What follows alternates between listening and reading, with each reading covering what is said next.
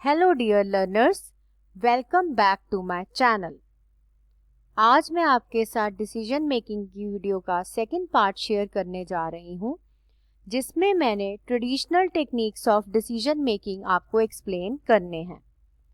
Channel को subscribe कर लीजिए ताकि आप सारे वीडियो लेक्चर्स सुन सकें। So let's start dear learners. जैसे कि मैंने आपको बताया कि ये सेकंड पार्ट है, तो पहले पार्ट में मैंने ऑलरेडी डिसीजन मेकिंग का मतलब बता दिया है और उसका लिंक भी डिस्क्रिप्शन बॉक्स में दे दिया है। फिर भी रिपीट करते हुए मैं आपको ये बताती हूँ कि डिसीजन मेकिंग कॉम्प्लेक्स प्रॉब्लम्स के लिए की जाती है। तो डिसीजन मेकिंग करने के लिए हमारे पास कई सारी टेक्निक्स अवेलेबल हैं। डिसीजन मेकर की चॉइस होती है कि वो कौन सी टेक्निक ऑप्ट करना चाहता है। तो आज हम ट्रेडिशनल टेक्निक्स को डिस्कस करेंगे। तो देखिए, ट्रेडिशनल टेक्निक्स को दो पार्ट्स में हमने डिस्कस करना है। एक है ट्रेडिशनल टेक्निक्स जो प्रोग्राम डिसीजंस के लिए की जाएंगी और ट्रेडिशनल टेक्निक्स जो नॉन प्रोग्राम डिसीजंस के लिए यूज की जाएंगी। ट्रेडिशनल जो प्रोग्राम के लिए यूज होंगी उसके दो पार्ट्स हैं, स्टैंडर्ड प्रोसीजर एंड रूल्स और ऑर्गेनाइजेशन स्ट्रक्चर। नॉन प्रोग्राम के लिए 7 टेक्निक्स हैं जो वन बाय वन हम डिस्कस करेंगे। तो starting with traditional techniques for programme decisions. Programme decisions क्या होते हैं? चार्ट को समझने के लिए आप इमेज को देखिए। इसके अंदर बहुत क्लैरिटी से हमें दिख रहा है कि सही रास्ता कौन सा है। तो जो रूटीन के डिसीजंस हैं जिसके लिए किसी खास स्किल की या नॉलेज की ज़रूरत नहीं है, उन्हें बोला जाता है प्रोग्राम डिसीजंस। तो इसके अंदर कोई खास डिफिकल्टी नहीं होती है। इस तरह के डिसीजंस ज़्यादातर लोअर लेवल मैनेजर्स के द्वारा ही लिए जाते हैं। तो प्रोग्राम डिसीजंस को लेने के लिए जो सबसे पहली टेक्निक है वो है स्टैंडर्ड प्रोसीजर्स एंड रूल्स। क्या मतलब हुआ इसका? स्टैंडर्ड का मतलब होता है कि एक प्रोसीजर को डिवेलप कर देना जो कि फिक्स हो जाएगा।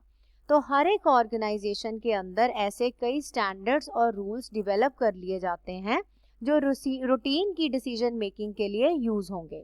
तो जब भी कोई रेपिटेटिव नेचर की मतलब दोबारा दोबारा आने वाली प्रॉब्लम हमारे सामने आती है, तो हम उस रूल को पढ़ते हैं, उस प्रोसीजर को समझते हैं और पहले वाले तरीके से सेम वे से उस प्रॉब्लम के साथ डील कर लेते हैं। तो इसका फायदा क्या होता है कि ऑर्गेनाइजेशन के अंदर कंसिस्टेंसी आ जाती है, मतलब काम करने का एक प्रॉपर तरीका डेवलप हो जाता है।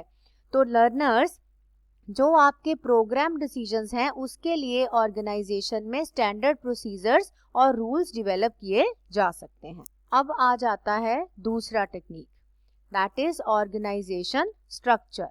ऑर्गेनाइजेशन स्ट्रक्चर का मतलब होता है एक फॉर्मल रिलेशनशिप। फॉर्मल रिलेशनशिप का मतलब है कि हर इंसान को, हर एम्प्लॉय को पूरी क्लैरिटी है कि उसकी पोजीशन क्या है, उसके पास क्या अथॉरिटी है और उसके ऊपर क्या क्या रिस्पॉन्सिबिलिटी डाली गई है। चार्ट को देखिए, यहाँ पर पूरी क्लैरिटी है कि कौन सी पोस्ट है, उसके सीनियर कौन है, जूनियर कौन है, कितने लेवल्स हैं। तो इस तरीके से हर एक एम्प्लॉय को क्लैरिटी मिल जाएगी कि ऑर्गेनाइजेशन में उसकी क्या पोस्ट है और उसको कितनी अथॉरिटी इस पोस्ट के साथ दी गई है। तो कंपनी करती क्या है ऑर्गेनाइजेशन स्ट्रक्चर में?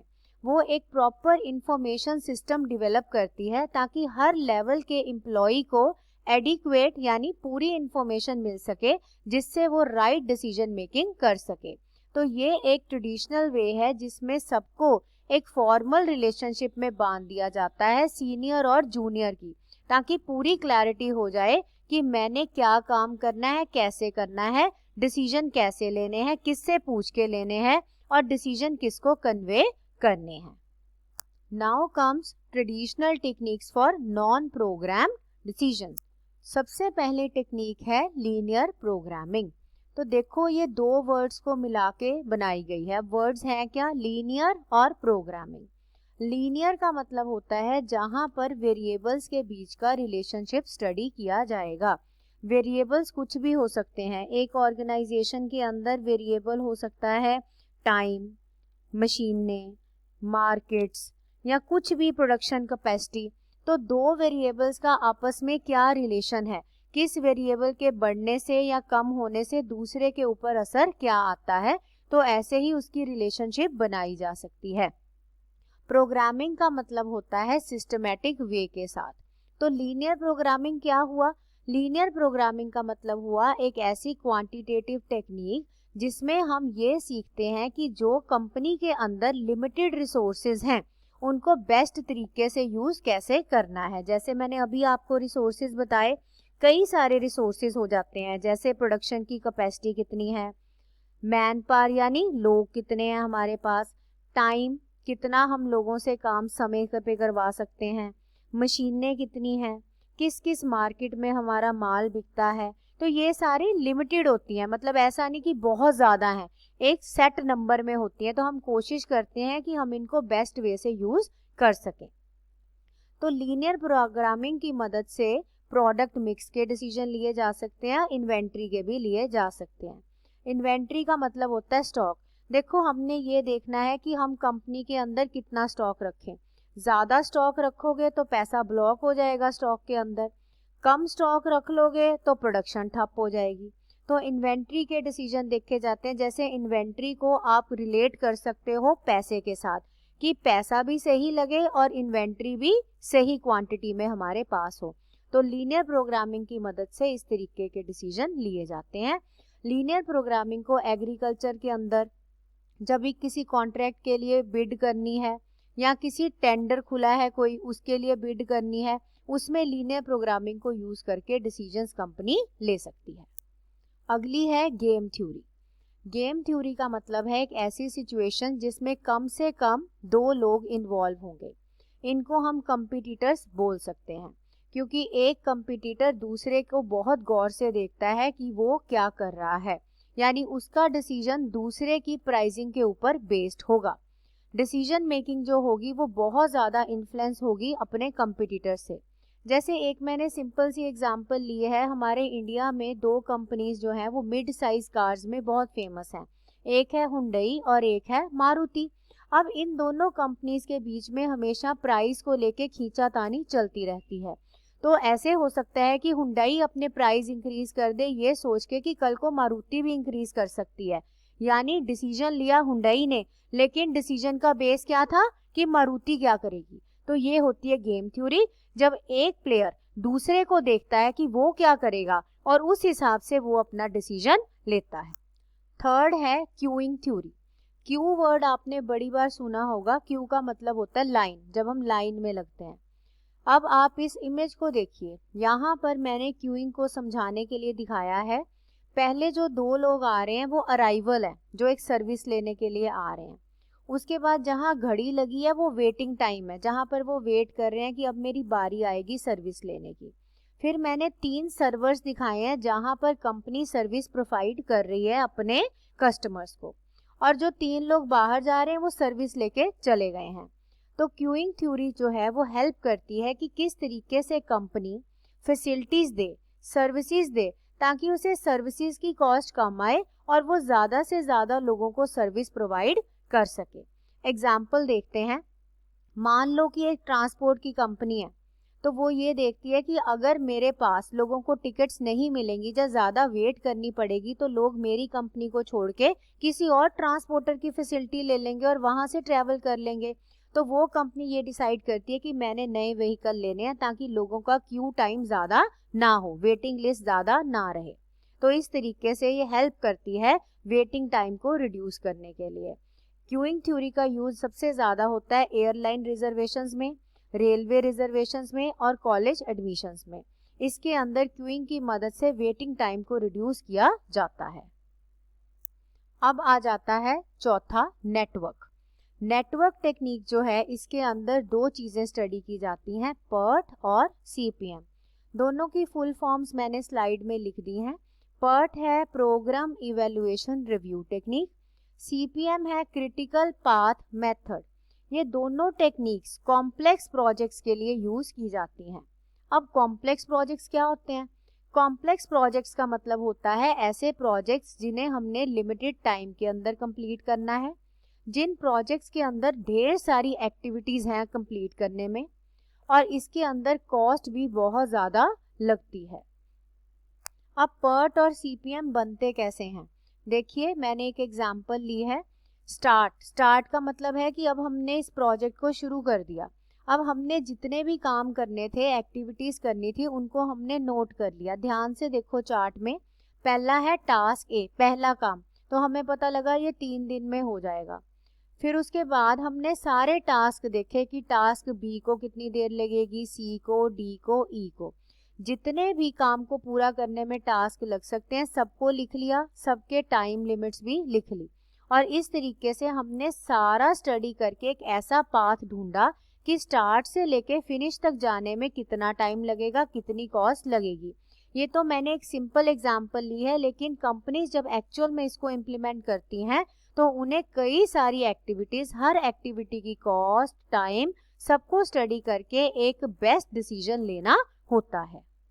अब नेटवर्क टेक्निक को यूज करने का फायदा क्या है? तो इसका बहुत फायदा ये है कि सबसे पहले तो एक लॉजिकल सीक्वेंस बन जाती है। जैसे मैंने आपको एग्जाम्पल में दिखाया, सारे टास्क पता लग गए कि किसके बाद कौन सा टास्क करना है, कौन कौन सी इंपॉर्टेंट एक्टिविटीज हैं जो करनी है वो भी पता लग गया। फिर उसके बाद टाइम की भी क्लैरिटी आ जाती है कि किस एक्टिविटी को कितना टाइम लगेगा। हम जो टाइम सेट है उसके अंदर अंदर उसको कंप्लीट कर लेंगे, ये भी क्लैरिटी हो जाती है। और कॉस्ट भी कंट्रोल हो जाती है क्योंकि सारी एक्टिविटीज का पता है, किसके ऊपर कितना पैसा लगेगा वो भी स्टडी हो गया है। तो जो तीनों पॉइंट्स थे कॉम्प्लेक्स प्रोजेक्ट के, हम तीनों को हैंडल कर सकते हैं with the help of network techniques. अब आ जाता है प्रोबेबिलिटी डिसीजन थ्योरी। प्रोबेबिलिटी का मतलब होता है एक अजम्पशन लेना कि आने वाले टाइम में वो काम होगा कि नहीं होगा। तो अनसर्टिनिटी की पोजीशन है कि ये इवेंट मालूम नहीं, कल को हो भी सकता है या नहीं भी हो सकता। तो जब भी कोई ऐसी सिचुएशन होगी जिसमें प्रोबेबिलिटी होगी, वहाँ एक डिसीजन मेकर की जजमेंट बहुत ही इंपॉर्टेंट रोल प्ले करेगी। सब्जेक्टिव जजमेंट मतलब उसकी कितनी काबिलियत है एक ऐसी सिचुएशन को हैंडल करने में जिसके लिए कोई भी सर्टेनिटी नहीं है। तो एक अक्लमंद मैनेजर जो होगा, या यूं कहूं कि एक जो गुड डिसीजन मेकर होगा, वो हर एक ऑल्टरनेटिव को स्टडी करेगा कि अगर ये सिचुएशन आई तो क्या करना है, अगर ये सिचुएशन ना आई तो मैंने क्या करना है। तो प्रोबेबिलिटी थ्योरी ये कहती है कि ऐसे इवेंट्स को स्टडी करो जिनके होने में अनसर्टेनिटी है, और होने पर क्या करेंगे और ना होने पर क्या करेंगे, हर चीज के ऊपर हमारी तैयारी पहले से होनी चाहिए। अब आ जाता है डिसीजन ट्री। डिसीजन ट्री एक डायग्राम की फॉर्म में प्रेजेंटेशन होती है जिसके अंदर एक डिसीजन पॉइंट होता है, मतलब जो प्रॉब्लम है। फिर उस प्रॉब्लम के जितने भी आगे ऑल्टरनेटिव्स हैं उनको ब्रांचेस, जैसे पेड़ की ब्रांचेस होती हैं वैसे ब्रांचेस फॉर्म में ड्रॉ कर लिया जाता है, और उस टाइम तक हम ड्रॉ करते रहते हैं जब तक हम एक बेस्ट ऑल्टरनेटिव तक ना पहुंच जाएं। चलिए एक हम एग्जाम्पल की मदद से समझते हैं। देखो यहाँ पर मैंने प्रॉब्लम ली है कि क्या एक सॉफ्टवेयर खरीदा जाए। दो ऑप्शंस हैं, पहली ऑप्शन कहती है हाँ खरीद दो, दूसरी ऑप्शन कहती है नहीं। हाँ के अंदर हम ये देख रहे हैं कि कौन सा खरीदें, एक है सॉफ्टवेयर 1, एक है सॉफ्टवेयर 2। 1 के अंदर क्या ऑप्शन है, अगर आप इंस्टॉलमेंट दोगे तो 10% डिस्काउंट, पूरे पैसे दोगे तो 1000 रुपए का गिफ्ट वाउचर। दूसरी के अंदर पूरी पेमेंट दोगे तो 10% डिस्काउंट, इंस्टॉलमेंट दोगे तो कोई डिस्काउंट नहीं। दूसरा कहता है कि सॉफ्टवेयर खरीदने की जरूरत नहीं है, जो चल रहा है ठीक है। अगला कहता है नहीं फ्रेंड से खरीद लो। तो फ्रेंड्स दो हैं, एक फ्रीलांसर है और एक MNC में है, तो दोनों में से किससे खरीदना है। तो डिसीजन ट्री के अंदर डिसाइड किया जाता है, ऐसे ही चलता रहता है और जब तक जवाब नहीं मिलता हम ब्रांचेस बना सकते हैं। नाउ कम्स पे ऑफ मैट्रिक्स। पे ऑफ का मतलब होता है रिवॉर्ड, जो आपको फायदा होगा। ये भी स्टैट्स की टेक्निक है। इसमें उस ऑल्टरनेटिव को चुना जाता है जो आपको सबसे ज्यादा फायदा देके जाएगा। चलिए एग्जाम्पल देखते हैं। अब कंपनी सेल बढ़ानी चाहती है अपनी, कई ऑल्टरनेटिव्स हैं, क्वालिटी अच्छी कर लो, डिस्काउंट दे दो, फेस्टिवल सीजन आ रहा है, एडवर्टाइजिंग प्लान नया बना लो। तो इन तीनों में से जो मैक्सिमम रिवॉर्ड दे सकता है कंपनी उसको चूज कर लेती है। So with this techniques are complete. Thank you. अगली में हम डिस्कस करेंगे modern techniques. Thank you everybody.